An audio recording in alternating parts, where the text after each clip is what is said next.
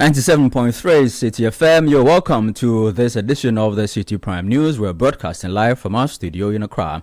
Coming up this afternoon, police arrest 3 students of Swedru School of Business over the alleged assault of another student from Obratre Senior High Technical during a district inter-schools athletics competition.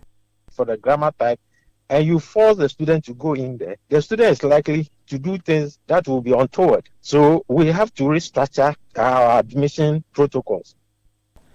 Also coming up, tomato supply dips, prices go up as traders in Kumasi demand safety assurances following a recent terror attack in Burkina Faso.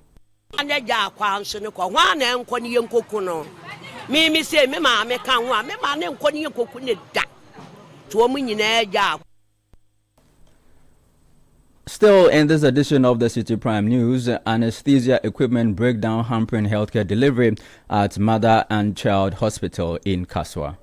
We have a machine that is basically partly functional. You have to have cases who probably need to, as it were, ventilate and stuff, and the machine is unable to do. All that and more coming up in this edition of the Citi Prime News, which is live in the Western region on Premier 100.5 FM, Sky Power 93.5 FM, and Beach 105.5 FM, all in Takoradi. In the Bono region, we are live on Greener 95.9 FM in Sunya in the Ashanti region. The news is live on Orange 107.9 FM in Kumasi, and in the Volta region, we're on Holy 98.5 FM in Aflao. Citi Prime News at 12 midday. Update you on all the running stories and connect you to the newsmakers. I am Charles Osukumi. I'm grateful to you this afternoon for your time here on the Citi Prime News. Remember, the news is also live around the world on citinewsroom.com. Well, 3 students of Swedru School of Business have been arrested in connection with the assault on a student of Obratre Senior High Technical School during a district inter-schools athletics competition. The suspects, 20-year-old Joseph Amo, 18-year-old Benedict Apia, and another 18-year-old Bilal Mahmoud were seen in a viral video assaulting the victim. They were presented to the Central Regional Police Command by the school after the Director General of the CID gave the school a 24-hour deadline to produce the suspects. Police say the suspects will be soon arraigned. In more news, the National Association of Graduate Teachers, NAGRAD, is calling for a review of the senior high school admission process. Well, this follows an attack on a student of Obratre Senior High School during that inter-school sports competition in the Central Region. Now, speaking to Citi News, National President of NAGRAD, Jacob Anaba, said the current admission system contributes to disciplinary challenges in schools and must be reassessed. One, the wholesale admission of students. You see, education is for everyone, but it's not everyone that should go through that education. And we have different types of education. So if a student is not fit for the grammar type and you force the student to go in there, the student is likely to do things that will be untoward. So we have to restructure our admission protocols. And the courses that the student are offered. If a student is offered a course that he's not so interested in, the motivation is low, and therefore he looks for other avenues to make himself happy in the school. And these are some of the reasons that we are seeing this. So these are things that we must look at holistically, but not just point at one as a factor. There are many of the factors that are contributing to this. Schools will have tensions, they come after each other, but to target one student and stone and attack, that we don't see it unless a student did something that he was targeted. You heard Jacob Anaban. He is the national president for National Association of Graduate Teachers, NAGRADS. Well, meanwhile, security consultant Richard Kumado has urged school authorities to seek security guidance from the police before organizing large events such as sporting competitions. Levels of accountability should be high. Somebody designed a program. Who did what? Who didn't do what? In terms of emergencies, what did they do? Those should be levels of accountability, and people need to be held accountable. Going forward, whether you are doing psychologies or you are having horse games or something, these are events that you will need security guidance and safety briefings from the police in general. If you do not have private security consultants who will help you in that regard. It helps you to streamline what you wanted to do and what the reactions to be should something go wrong. I don't think they are engaging the police very much in that regard. If you look at the latest one where the boy was beaten and he has his eyes swollen and all that, that's a criminal offense. So it is proper the police got involved as quickly as possible to deal with the criminal aspect of things. And then again, the school management boards will also need to do more in terms of PTAs, bringing the police in to come and talk to them. Then Minister of Education will need to come with a unified, standardized behavioral patterns and sanctions in that regard. Once they can do that, it sets a uniformity among all the second cycle institutions in this country, and we'll be fine. That was security consultant Richard Kumado. Now let's do some more news. The National Ambulance Service says 127 of its 318 ambulances are currently not operational. The disclosure follows the death of 29-year-old Charles Emisa after a hit-and-run incident in Accra. Speaking on the point of view on Channel 1 TV, clinical auditor for the Southern Zone at the Ambulance Service, Martin Ewamwa, urged urgent repairs are needed to strengthen emergency response and healthcare delivery nationwide. 318 stations, but currently we have 191 in commission. 191 in commission and our 127 out of commission. Due to so 127 are not working? Yes, obvious reason. Wow. Because the ambulance has a lifespan of 5 years. So and they've been in operation some since 2019, some since 2020? Yes, so after 5 years, there should be steps to replace those ambulances. Else, like any other vehicle, high maintenance issues or cropping, if you are not able to get a new fleet to replace the old ones. So we have 191 official ambulances out of commission temporarily. Some may be permanent, but some are temporary. So you said 127 are not working? Are not. But 191 are working? Are functional. Are working. Functional as we speak today. That was clinical auditor for the Southern Zone for the National Ambulance Service, Martin Ewamwa. While also speaking on the point of view, US-based cardiac anesthesiologist Nana Dazi Ganza described the refusal of 3 hospitals to treat 29-year-old Charles Emisa as indefensible. So I kind of know what he does. To be honest, it's indefensible. It really, really is indefensible. You can make as many excuses as you want about lack of beds, lack of equipment, lack of morale, apathy, but that's a human life. A 29-year-old, and hour and a half, that guy could have been saved. And it could have been something as simple as a tension pneumothorax that killed him. And all he needed maybe was a needle into his chest to release the air. It could have been, it was salvageable. 1.5 hours, something could have been done for him. And even if something was done and he didn't make it, you can argue that they tried, but it's really indefensible. You had US-based Ghanaian cardiac anesthesiologist Nana Dazi Ganza. Well, meanwhile, the anesthesia equipment in the only surgical theater at the Mother and Child Hospital in Kaswa has become inefficient.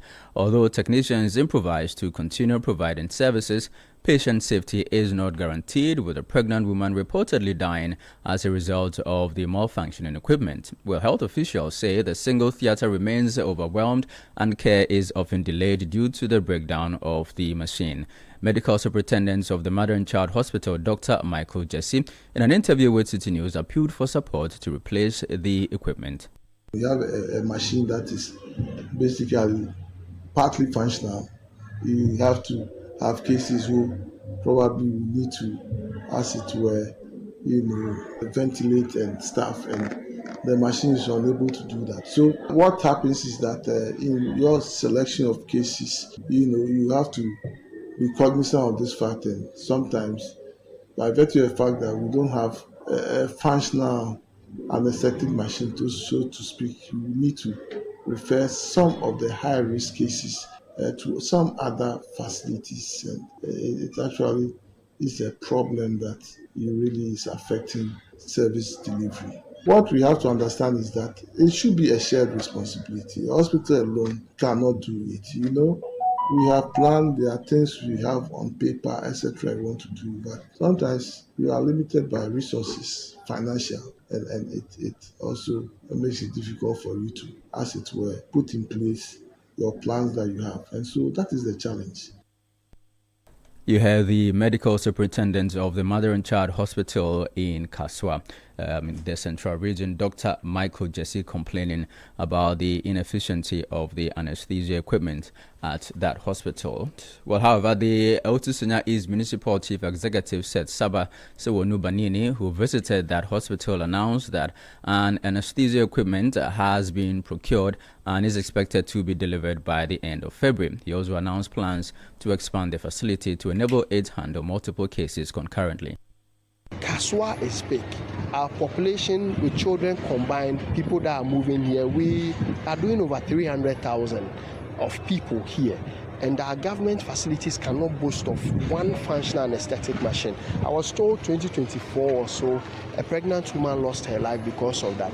As I speak with you now, we have finished the procurement and purchase of a full-fledged state-of-the-art anesthetic machine that has been flown into the country as we speak now. By next week or next 2 weeks, we will do that particular presentation together with other medical supplies and medical equipment to the mother and child. The anesthetic machine is coming to the mother and child hospital to help with healthcare delivery, and the other medical equipment and supplies will be going to some will still come here, some will go to some of the existing medical supplies like that.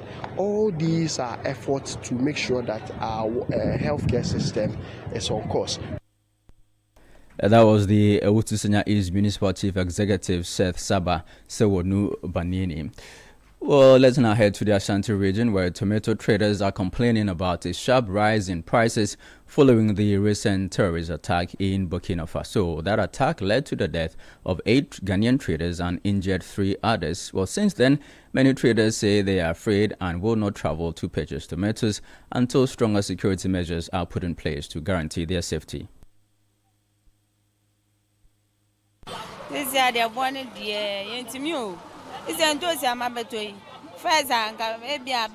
Tomato prices are now unbearable. I used to buy a box for 200 cedis, but today I bought one for 750 cedis. If someone wants to buy tomatoes for 5 cedis, I can't sell at that price because I will make a loss. The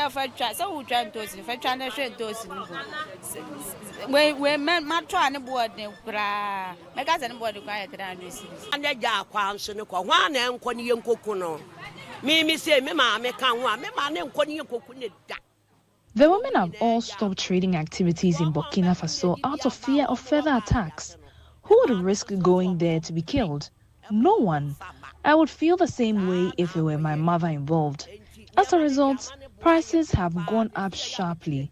The tomatoes I'm selling now were even brought in through smuggling.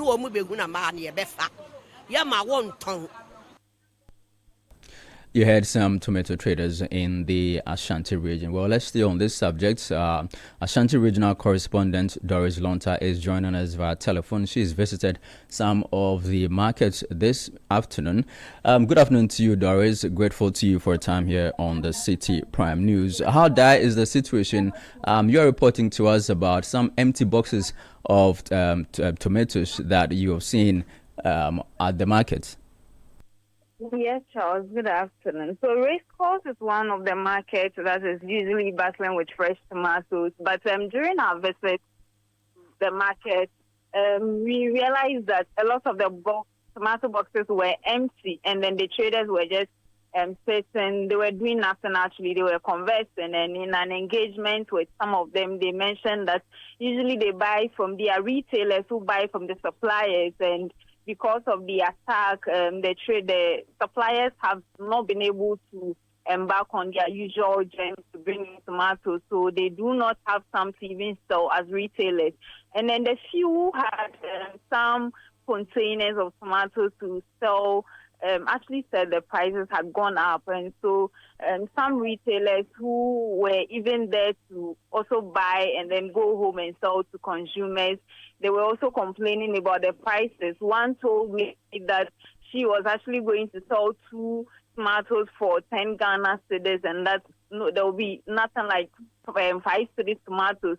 And in an engagement with the market queen, she actually mentioned that since the incident, no government official has engaged them as traders, and so they do not even know the way forward. And until they have, should I say, enhanced security, they are not going to embark on any journey to buy tomatoes from Burkina Faso. And so for now, they say they are waiting on government to engage them and to also provide the maximum protection they need before they can go and then get tomatoes for consumers.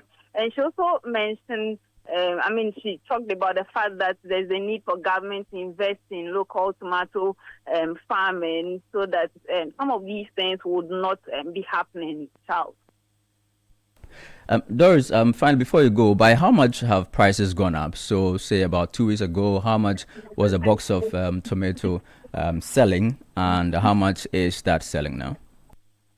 Yeah, so when we went to the market, one of them told us that a basket of tomatoes, as at last 2 weeks, was being sold at 200 cedis and then maximum 300 cedis. But the time we went to the market, they were selling a basket of tomatoes at 750 Ghana cedis, and the lady even told me she was fortunate to get that other price. And so it's that serious, Charles. All right, I'm grateful to you. Doris Lonta is our Shanti regional correspondent. Well, meanwhile, the leadership of the Ghana National Tomato Traders Association is currently engaging traders at Paga on the Ghana-Burkina Faso border, urging them to prioritize their safety while conducting business in Burkina Faso. Some areas whereby we not allow anybody to go to that area. Kneeling, what are some villages and towns in Burkina Faso, which is marked the red. I've talked to the drivers, I've talked to the traders, the intermediaries, that very serious. That the areas that have been marked as well, you shouldn't enter there. So he purposely came here to assess or to talk to our people before entering into Burkina Faso. So that versus that it is institutions, so that strategy that fit our people in Burkina Faso. You heard the chairman of the Ghana National Tomato Traders Association, Osei Tufo. You're still listening to the Citi Prime News on 97.3 Citi FM, broadcasting from Accra in the northern region. We're live on Dasuma 99.1 FM in Yendi. In the Upper East region, we're on Word 88.3 FM in Zuarungu, Mike 105.3 FM in Avrongo, and Boga 102.7 FM in Boga Tanga. In the Upper West region, we're live on Bugli Radio 88.6 FM. Still ahead in the bulletin, National Chairman for the NDC, Johnson Esiodin Ketia, recommends the upgrading of 12 municipalities to metropolitan status and 20 districts to municipalities in a bid to enhancing decentralization. We have details in a bit. Please don't go away. Citi Prime News at 12 midday. Update you on all the running stories and connects you to the newsmakers. Are you ready to revolutionize the future of agriculture? The Ministry of Trade, Agribusiness and Industry, in partnership with the Ghana Exim Bank, proudly presents the Ghana Agrotech Fair 2026. The fair will feature exhibitions, market linkages, masterclasses, and workshops on climate-smart farming, digital tools, and export development. Join us at the Black Star Square from March 17 to March 19 at 9 a.m. each day. The President of the Republic, His Excellency John Dramani Mahama, will be assisted by the Minister for Trade, Agribusiness and Industry, the Honorable Elizabeth Ofosuejari, and the Chief Executive of the Ghana Exim Bank, Honorable Sylvester Adina Mensah, to open the fair. Government agencies, agrotech firms, startups, farmers, financial institutions, and the general public are all welcome. To exhibit or for inquiries, call 0559 679326 or 0242 585419. Media partners: Daily Graphic, Media General, Radio Gold, Citi FM, and Channel 1 TV. Ghana Agrotech Fair 2026, transforming agribusiness through local innovation and technology.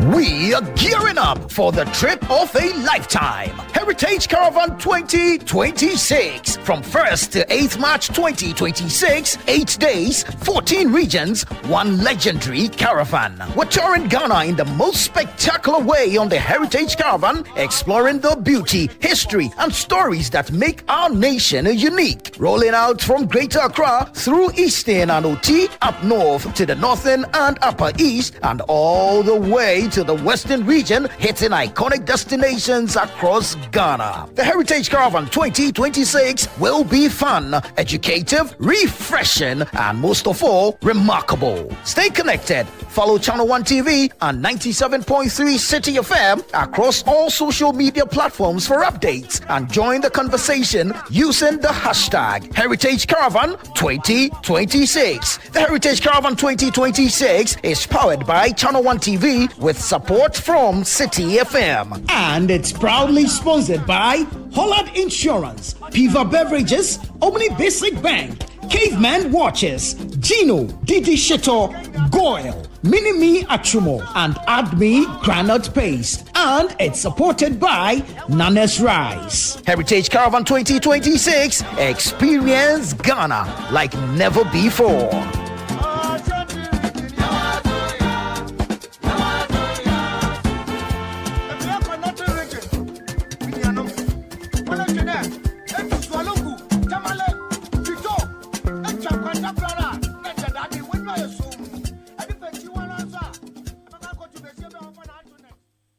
Citi Prime News at 12 midday. Update you on all the running stories and connect you to the newsmakers. You're welcome back. This is the Citi Prime News on 97.3 Citi FM. I am Charles Owusukume. Let's do some more stories.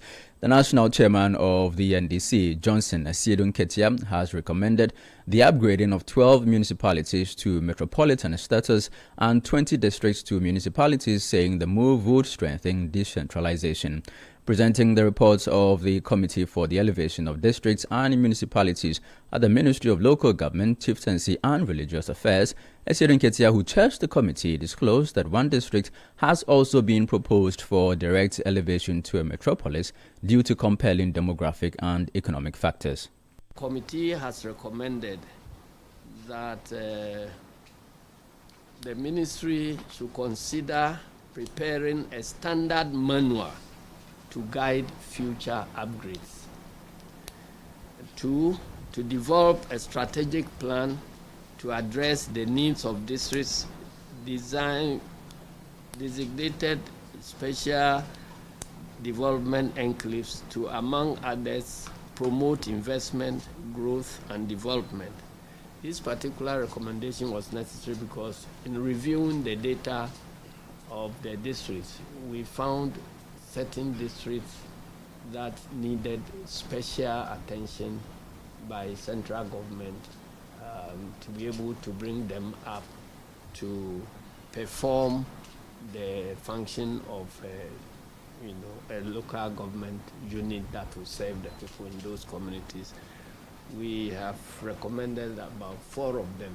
They are all contained in the reports, but again, because the report will now be subject to review and approval, it will be premature to mention any specific districts here. They are contained in the report. We also found it necessary to recommend to the ministry to develop a 3-year plan and provide seed money for rapid infrastructure and socio-economic development in the upgraded districts.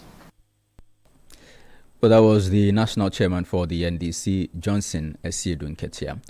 In other news, the Ministry of Transport says there was no legal backing for the renaming of Accra International Airport to Kotoka International Airport.